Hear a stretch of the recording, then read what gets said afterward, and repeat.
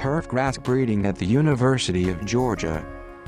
Turfgrass is one of the big industries in Georgia, and it contributes about $8 billion to the state's economy.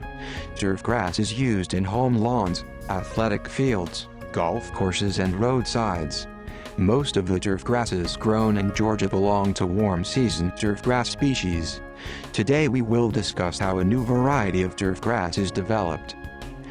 First of all, two superior parents are crossed to each other, which is fairly easy in warm-season turfgrass species as most of them are self-incompatible. Parents are grown adjacent to each other and seeds are harvested which will produce hybrid progeny. This is a crossing block of Bermuda grass, where the diploid African Bermuda grass is grown adjacent to the tetraploid common Bermuda grass, and the resulting triploid progeny will be sterile.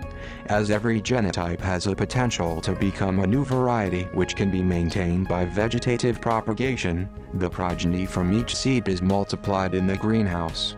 From here onwards, the turfgrass breeding process can be divided into 4 phases. In the first phase, the greenhouse multiplied genotypes are planted in the field along with checks. As the goal is to evaluate as many genotypes as possible, only a single replication of each genotype is planted. These genotypes are allowed to grow for 2 to 3 years with minimal application of irrigation, fertilizers, pesticides and mowing. Due to this abandonment, only the hardy and disease-resistant genotypes sustain, and about 100 of these are carried to the Phase 2.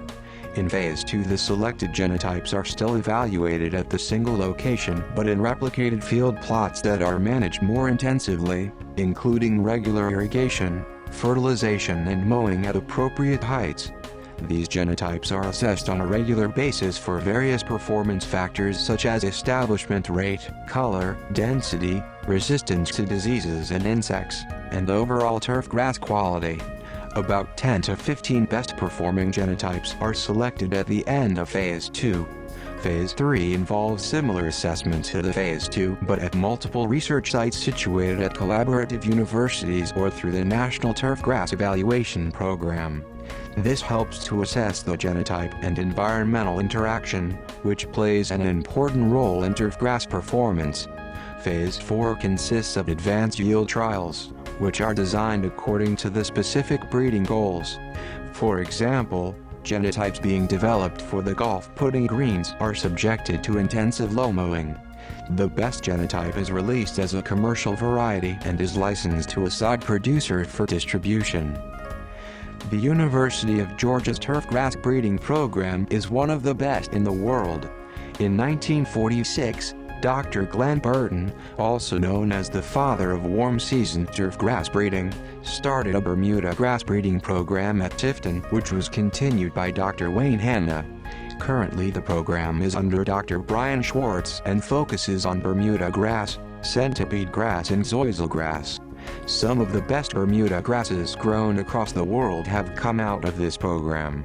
This program also houses world-class turfgrass research facilities and is involved in spreading the science of turfgrass to the researchers, university students and as well as to the general public. The turfgrass breeding program at GRIFFIN was started in 1993 by Dr. Ronnie Duncan and is being continued by Dr. Paul Raymer, who focuses on the seashore paspalum, tall fescue and bent grass. This program has developed many improved varieties of highly salt-tolerant seashore paspalum which are being used on golf courses throughout the world. The GRIFFIN campus is also home to Turfgrass Research and Education Center which conducts research on the various aspects of turfgrass, such as entomology, pathology, physiology and extension. This center also holds various turfgrass demonstrations for the students and industry. The Athens Turfgrass Research and Education Center, situated at the main campus of the University of Georgia, also houses many laboratories, greenhouses, and classrooms for conducting the research and for the training of future scientists.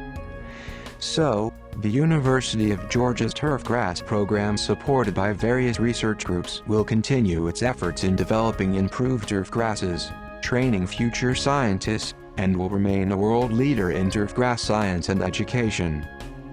Thanks for watching.